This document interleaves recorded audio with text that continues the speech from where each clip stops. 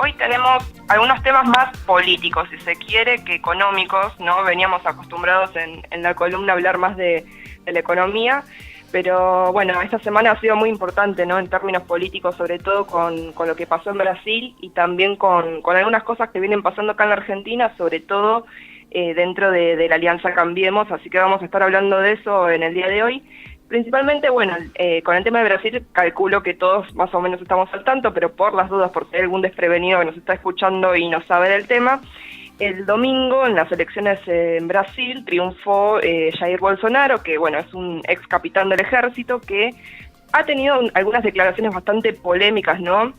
Sobre todo en términos de autoritarismo muy fuerte, comentarios, bueno, racistas, homofóbicos y sobre todo también muy agresivos hacia las mujeres, específicamente, ¿no? Y sobre todo entender que obtuvo un 46% del votos, ¿sí?, en estas elecciones, y es el candidato favorito para el balotaje que va a ser el 28 de octubre, a fin de mes. Y bueno, en segundo lugar, ¿quién quedó, no? El competidor principal de Bolsonaro en las elecciones, en el balotaje principalmente ahora, ¿no? Es Fernando Haddad, el candidato del Partido de los Trabajadores, que tuvo un 29% de los votos, es decir, estuvo bastante alejado, ¿no?, de Jair Bolsonaro, que la verdad, bueno, esta victoria abre un escenario bastante más complejo de lo que ya es, ¿no?, para América Latina en general. A mí me pasó, sí. ¿Cómo se entiende un poco esto, digamos, con el discurso, ¿no?, de Bolsonaro? ¿Cómo llega a tener tantos puntos? Sí, mira, a mí me pasó esto puntualmente, ¿no?, el domingo, sobre todo cuando bueno, salió la noticia de que finalmente era Bolsonaro el candidato con más cantidad de votos y que, bueno, más allá de que tuvo un gran caudal, no le alcanzó para ganar en primera vuelta. A mí realmente me terminó sorprendiendo, ¿no?, mucho, pero también me terminó desconcertando en algún punto, decir, bueno, ¿desde qué punto de vista analizo esta victoria, no? Y bueno, traté de esbozar algunas líneas de análisis que me parece que están buenas para empezar a discutir por lo menos esto. La verdad es que digo posibles porque no considero que sean simples certezas y sería bastante irresponsable de mi parte, ¿no?, pensar que esos son simplemente certezas y no posibilidades. Por un lado, bueno, claramente hay una influencia muy grande en Brasil de un énfasis que se le puso desde los medios de comunicación más grandes, ¿no?, la cadena Globo específicamente, sobre el tema de la corrupción, ¿no? Desde el 2013, puntualmente, que hubieron muchas manifestaciones en Brasil en contra del gobierno de en ese entonces la presidenta Dilma Rousseff, y sobre todo también el fogoneo mediático muy fuerte, ¿no?, a los casos de corrupción, pero sobre todo concentrados en lo que fue el partido, en lo que es en realidad el Partido de los Trabajadores, ¿sí? Del resto del arco político, la verdad es que no hubo ningún tipo de acusación, o por lo menos no hubo tanto fogoneo como sí lo hubo para el PT, ¿sí? Y la verdad es que tampoco se habla del arco empresarial, un poco también lo que pasa acá en Argentina, ¿no?, sobre todo con este tema de las causas de las fotocopias de los cuadernos, que bueno, empiezan a tener esos resquebrajamientos, ¿no?, y sobre todo se acusa a determinada facción política de corrupción cuando en realidad hay un escenario mucho más diverso, ¿no?, y complejo en esos términos. ¿Qué pasa puntualmente ahí? Sobre todo con lo que fue la destitución de Dilma Rousseff en el 2016, que cabe destacar que cuando la destituyeron a Dilma Rousseff en el Congreso de Brasil, Jair Bolsonaro ya era congresista, era diputado, ¿sí? Y su argumento obviamente era a favor de destituirla, y sobre todo cuando terminó su discurso, dijo, digamos, reivindicó a uno de los torturadores de Dilma Rousseff. ¿Sí? Ya da la pauta también de el aval, ¿no?, a la dictadura brasilera, la última dictadura brasilera, y sobre todo también otra frase muy resonante al respecto, que tiene que ver con, bueno, justamente que la dictadura se quedó corta, ¿no?, que no debería haber torturado, sino debería haber matado directamente a distintos militantes brasileros que fueron víctimas de esta dictadura. Puntualmente también lo de Lula, ¿no?, hay que entender el escenario tan complejo que fue, digamos, Lula que quedó preso en abril, ¿sí? Y se empezó a dar en pie, ¿no?, un clima generalizado de una insatisfacción bastante grande, sobre todo con la política y con los políticos. Ahí también obviamente surge esta figura de la antipolítica, un poco también que viene pasando en Argentina. Digo, hago el paralelismo porque me parece que es súper interesante analizarlo en esos términos. Digo, Brasil no es una isla, no está aislada de todo el contexto político de América Latina, ¿sí? En América Latina se dan fenómenos muy similares en distintos países. y sobre todo con esto de la figura de la antipolítica, ¿no? Hay un liderazgo bastante emergente que promueve ese discurso de la antipolítica y se para desde este lugar de yo no soy como el resto de los políticos, ¿no? Digo, Jair Bolsonaro se para desde ese lugar discursivamente para mencionar, digamos, para poder intentar calar hondo en distintos sectores de Brasil en este caso. Algunos se han atrevido a llamarlo el Trump brasileño, ¿no? Esta cosa de la incorrección política en algún punto y sobre todo de decir lo que se le venga a la boca sin pensarlo demasiado. Sin dudas, igual hay un estudio hecho, digamos que hay algo o parte de la sociedad que también quiere escuchar, ¿no?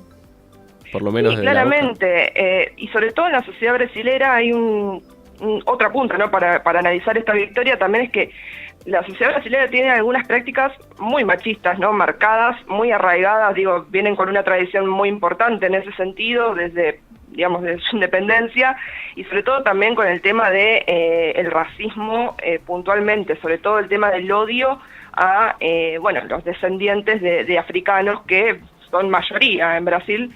Y sobre todo también hay una desigualdad muy grande en todos los aspectos, no solo en este aspecto más étnico, si se quiere, sino también en términos económicos, en términos de género, ¿sí? Es una sociedad que está muy dividida en esos términos, sobre todo.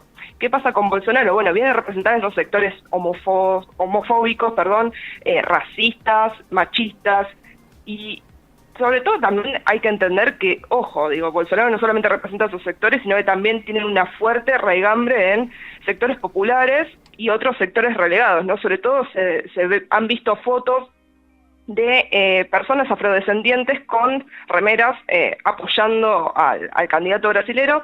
Y bueno, y otra punta del análisis, digamos, respecto a ese tema, ¿no? A cómo los sectores populares pueden apoyar a una persona que dice que no sirven para nada, que en realidad, digamos, los considera casi esclavos, ¿no? Y que los detesta puntualmente y que no tiene ningún tapujo al momento de declararlo públicamente. Una fuerte influencia, digamos, que se viene dando en Brasil es el tema de las iglesias evangélicas, ¿no? Que vienen ganando muchísimo terreno y son iglesias con las que Jair Bolsonaro está alineado, ¿sí? No es algo que le sea ajeno. La principal iglesia evangélica de Brasil es la Iglesia Universal del Reino de Dios, que surgió a fines de los 70 y que controla una cadena de televisión muy grande de Brasil, que es Record, que viene después, digamos, en términos de audiencia, de Globo, ¿sí? De Globo, perdón. Y bueno, justamente esta cadena Record, se conoció en las noticias que durante el debate de candidatos a la presidencia de Brasil, Jair Bolsonaro no fue a ese debate de candidatos que se transmitía en una de las grandes cadenas, sino que fue a Record a hablar solo, ¿sí? De sus propuestas y justamente a terminar de cerrar su campaña mediática, por lo menos ahí, ¿no? ¿Qué pasa con las iglesias evangélicas puntualmente? Bueno, se dice que tienen una influencia muy grande, como dije antes, y controlan, por ejemplo, una quinta parte de la Cámara de Diputados brasilera, ¿sí? O sea, tienen vínculos con ese arco político que está dentro de la Cámara de Diputados. Sobre todo también es una maquinaria de producir plata, ¿sí? De recaudar en realidad plata.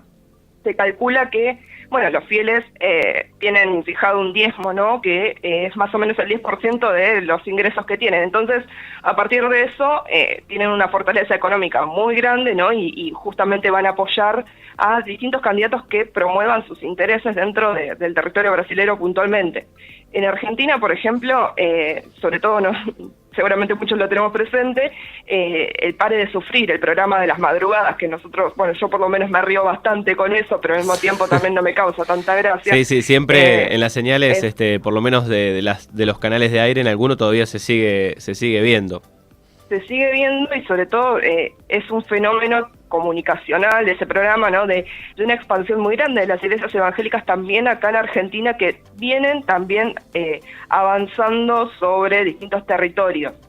La verdad es que las iglesias evangélicas son un punto muy importante a pensar en lo que es la política brasilera en general. Así que, ¿no? Podemos decir que esta parte de la iglesia, digamos, un poco la parte evangelista, más sí, la batallada de la corrupción por los medios, digamos, ahí se va entendiendo un poco por qué ganó este personaje. Exacto, se va entendiendo un poco más y también no hay que dejar de lado quién es la persona que se le está oponiendo, ¿no? Quién es su contrincante en el balotaje que se va a dar el 28 de octubre. Otro punto de análisis justamente sobre esta victoria es que el Partido de los Trabajadores se encuentra actualmente muy debilitado, ¿no? ¿Por qué? Porque tiene a su principal líder preso, que es Lula da Silva. Y también, acá entra el rol del Poder Judicial, ¿no? En estas cuestiones políticas, que es interesante también para ponernos a analizar lo que nos pasa actualmente, no solo en Brasil, repito, este fenómeno también se está dando en Argentina en este momento, ¿no?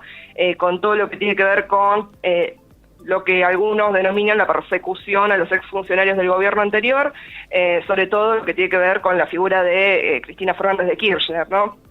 Y sobre todo también, Sí, no, y más que nada en la manera, ¿no? Porque para algunos está bien, para otros no. El otro día declaró Roca porque tenía que viajar del país, le tomaron declaración, dijo yo no vi nada, y bueno, y se fue, o sea, ¿no?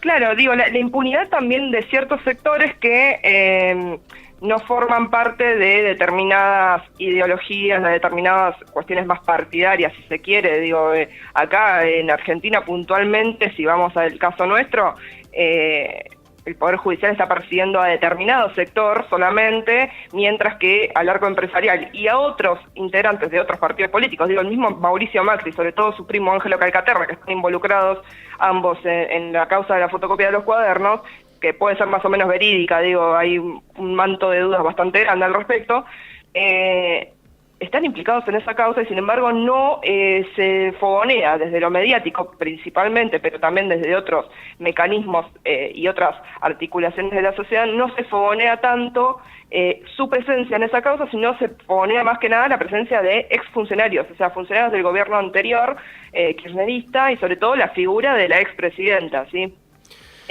Por ese lado, también con este contexto de Lula preso, volviendo a Brasil, ¿no? Hay un concepto que, no es mío, pero se lo tomo prestado a Hernán Brienza, que es un politólogo, que justamente dice que los liderazgos son transferibles, ¿no? Y la verdad es una verdad muy grande. ¿Por qué? Porque nos permite pensar en dos cosas al respecto. Sobre todo la falta de creación de otros cuadros políticos dentro de los partidos que se denominan nacionales populares o por lo menos populistas, en algunos casos algunos les dicen así, que tengan la capacidad de disputar una elección con un caudal de votos grande, ¿no? Y eso es una falencia muy clara en todos estos partidos dentro de lo que es América Latina. Podemos analizarlo país por país, pero no tenemos el tiempo para hacerlo. El Partido de los Trabajadores en este caso, se debilitó justamente a partir de que su principal figura fue corrida del juego electoral, ¿no? Y no hubo esfuerzos que valgan al respecto, sobre todo porque Lula es Lula y, tiene un significado muy particular para el pueblo brasilero, y Haddad es una persona que no solo no es muy conocida, sino que además se especuló hasta último momento con su candidatura. O sea, tengamos presente eso también, ¿no? Que la verdad genera también unas rispideces bastante grandes que en el Partido de los Trabajadores, sobre todo. ¿Por qué? Porque si como partido estás convencido de tu candidato, ya está, elegís ese candidato y no especulás con que tu principal líder, que está preso, sea el candidato a presidente. Más allá de si las acusaciones a Lula son verdaderas, si son falsas, hay una cuestión que hubo poco pragmatismo, ¿no? Desde el Partido de los Trabajadores también al momento de pensar las elecciones y sobre todo pensar la campaña electoral y fortalecer el candidato para que pueda ganarle la elección a Bolsonaro. Claro, lo que sucede es que la figura es muy fuerte, de Lula, y si lo pasamos al caso de Argentina, creo que con Cristina pasaría más o menos lo mismo, ¿no? Exactamente, yo, justamente por eso decía que la falta de creación de cuadros políticos es una falencia muy grande en toda América Latina, y sobre todo, en el caso argentino lo tenemos muy presente, justamente dentro del arco del kirchnerismo duro, si se quiere, ¿qué otra persona, qué otro referente tiene el caudal de votos que podría llegar a tener la expresidenta, ¿no? Y la verdad es como, también, por otro lado, en el análisis de estos fenómenos más electorales, si se quiere, cómo de alguna manera las corporaciones, tanto judiciales, económicas, las corporaciones políticas incluso, ¿no? Partidarias de algunos sectores, sobre todo de la ultraderecha, cómo lograron de alguna manera su objetivo en el caso brasilero, metiendo a Lula en la cárcel y sacándolo, ¿no? de este tablero electoral. Y la verdad es que la estrategia en ese caso de la persecución judicial funcionó, ¿no? Le funcionó muy bien. Y sobre todo, creo que eso justamente es un llamado de atención para el resto de los países de América Latina, a entender que el Poder Judicial tranquilamente puede, intervenir en lo que es el juego electoral y, digamos, todo lo que es el arco político a nivel nacional. En este caso pasa lo mismo en Argentina. Entonces, es interesante también poder ponernos a pensar, ¿no?, este tipo de fenómenos. Y hablando de eso, también, ¿no?, bueno, en Argentina, puntualmente ayer pasó que se eligió como representante del Consejo de la Magistratura, en realidad de los abogados porteños del Consejo de la Magistratura, a Juan Pablo Mas Vélez, que no solo es el vicerrector de la UBA, sino que también es una persona que pertenece a la Unión Cívica Radical y es muy cercano a Daniel Angelici, que es el principal operador judicial dentro de lo que es el arco del macrismo, ¿no? Eso veía el otro día, sí, en Animales Sueltos vi sobre Angelici. Exactamente, y sobre todo, ¿qué pasa ahí? Digamos, hay muchísimos referentes dentro del Consejo de la Magistratura que responden a Daniel Angelici, ¿sí? Y sobre todo se asegura, digamos, cambiemos un dominio bastante grande del Consejo de la Magistratura, ¿sí? ¿Qué pasa con ese Consejo? ¿Qué poder tiene, no? Tiene justamente la potestad de seleccionar, digamos, jueces para justamente elevarlos al Poder Ejecutivo y promover juicios políticos contra distintos jueces, ¿no?, magistrados, que, bueno, viene siendo una estrategia que viene desarrollando el gobierno ya desde que arrancó, digamos, en el 2015 esta parte, con los jueces que no le gustan cómo fallan. Digo, basta mencionar el caso de Rosansky, por ejemplo, que había fallado a favor de los consumidores por el tema de los tarifazos y finalmente lo terminaron destituyendo, ¿sí? Bueno, esto es un tema, digo, que se hablaba ya con muchos menos cosas en la época del kirchnerismo, digo, pero no se termina de desprender, ¿no?, la parte judicial de lo político. Nunca. No, claramente. Por eso siempre yo pienso y digo, ¿no?, que es una falacia muy grande el tema de la división de poderes, ¿no? Claramente hay una unión bastante intrínseca entre lo que es el Poder Judicial, el Poder Ejecutivo y el Legislativo. Hay una relación que está muy en diálogo todo el tiempo y sobre todo también en connivencia de distintos poderes más fácticos, si se quiere, no tanto poderes elegidos, ¿sí?, y que justamente intentan intervenir en todo lo que es no solo la sociedad, sino distintos estratos, ¿no?, de poder.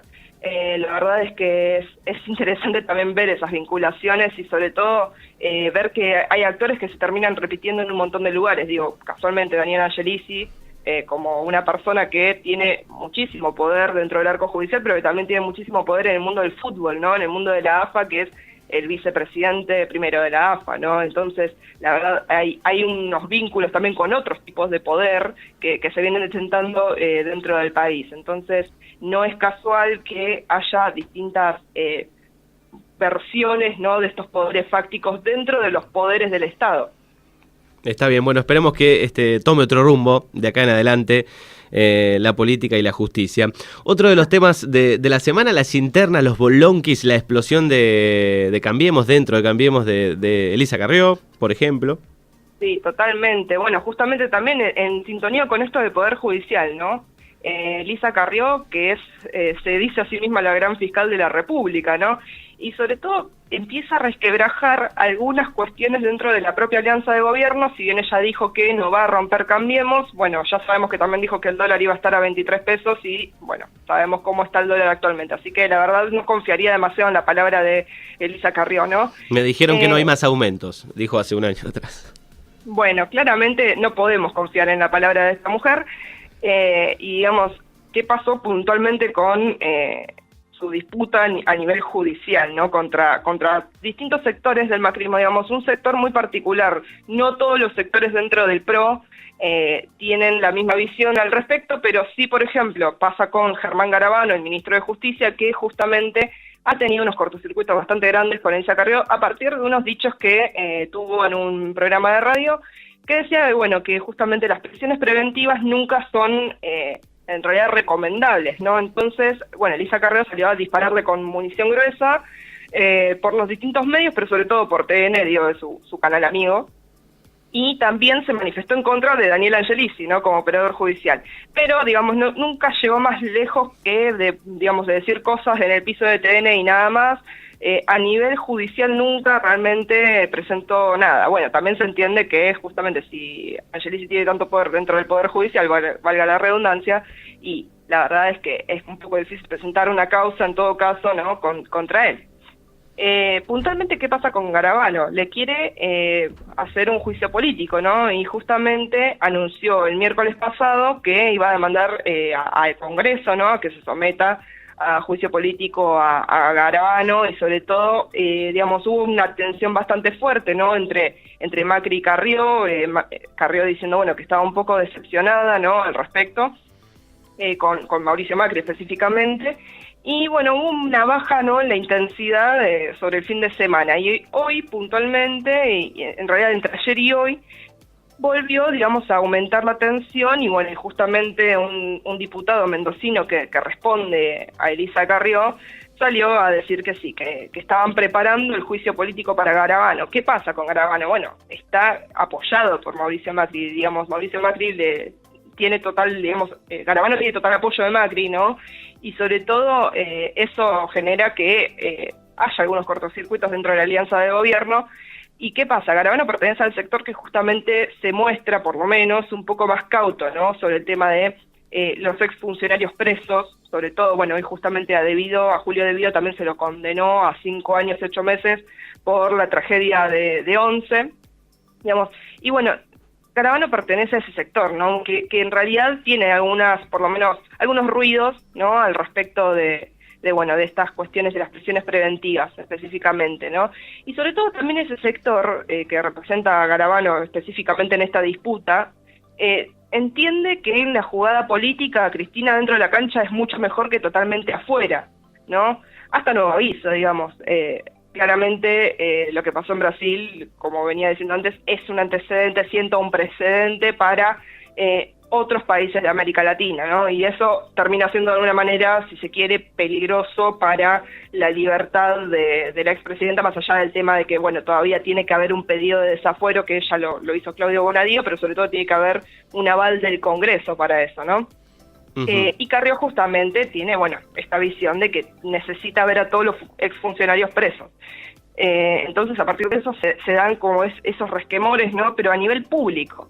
Elisa Carrió siempre, digamos, ha tenido ese tipo de reacciones, sobre todo en su momento con Lorenzetti, con la Corte Suprema, digamos, con los distintos funcionarios de gobierno, cuando fue esta cosa de que, bueno, se redujeron los ministerios a la mitad, y todo esto de ese fin de semana tan ajetreado que tuvo Macri en la Quinta de Olivos.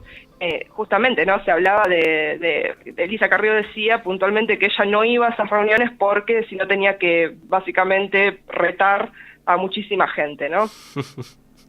Dentro de la alianza de gobierno también, ¿qué pasa? Está la Unión Cívica Radical.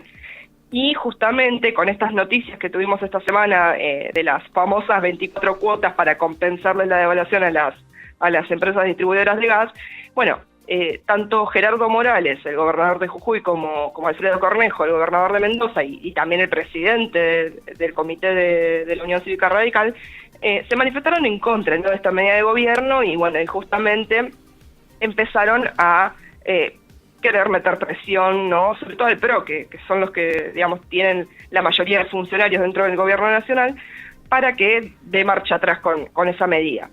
Bueno, finalmente el gobierno, yo no sé si decir que dio marcha atrás, ¿no?, o simplemente trasladó los cargos de esta compensación, vamos a decirlo así, al Estado, ¿no? Y sobre todo un Estado que al fin y al cabo financiamos todos nosotros con nuestros impuestos. Sí, así que echa la ley, echa la trampa, digamos, y se muestra una medida que en principio todos obviamente pusimos el grito en el cielo, ¿no?, porque la verdad es que es irrisorio que tengamos que compensarles a empresas que tienen ganancias multimillonarias. Millones el año pasado. ¿Cuántos millones? Millones, pero no sé, no me acuerdo el número ahora, pero ganaron el año pasado.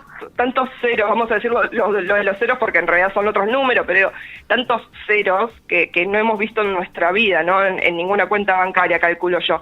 La verdad es que también respecto al tema de los radicales, ¿no?, y sobre todo se los quiere mostrar como gente que todavía está detentando poder dentro de la alianza de gobierno. La verdad es que puntualmente el radicalismo no está dispuesto en realidad sí digamos, a mostrarse en desacuerdo y tratar de torcerle un poco el brazo al PRO dentro de lo que es la alianza política. básicamente, como siempre digo, les han prestado el aparato, digamos, partidario para que puedan llegar al poder y no mucho más, digamos, ¿no? Son excepciones muy, muy aisladas, la de los integrantes de la Unión Cívica Radical que llegan a un puesto medianamente de poder dentro de los gobiernos. Se me ocurre en este momento Daniel Salvador, el vicegobernador de la provincia. Pero más allá de eso, la verdad es que no hay muchos integrantes de la Unión Cívica Radical que tengan un puesto de poder bastante grande dentro del gobierno nacional, ¿no? Entonces la verdad es que la Unión Cívica Radical tiene la posibilidad de torcerle el brazo al PRO, y la verdad es que es algo bastante débil, ¿no? Para analizarlo.